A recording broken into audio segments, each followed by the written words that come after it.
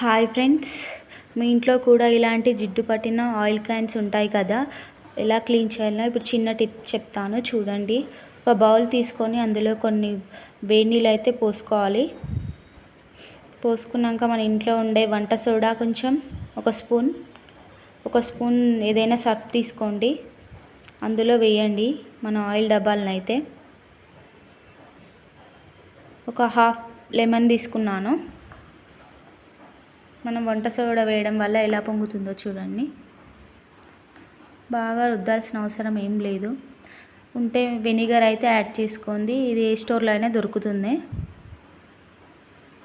ఒక 10 నిమిషాలు అయితే నానబెట్టుకుంటే సరిపోతుంది. ఆల్మోస్ట్ అయితే అవే నానబెట్టడంలో చాలా వరకు క్లీన్ అయిపోయాయి ఇవి.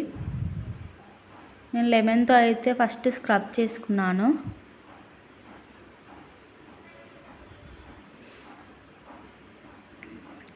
మీరైతే స్క్రబ్బర్తో క్లీన్ చేసుకుంటే సరిపోతుంది, ఎక్కువగా రుద్దాల్సిన అవసరం కూడా లేదు.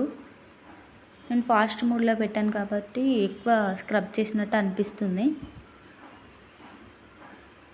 ఇలాంటి స్క్రబ్బర్ ఉంటే ఈజీగానే క్లీన్ అవుతుంది. ఇంకా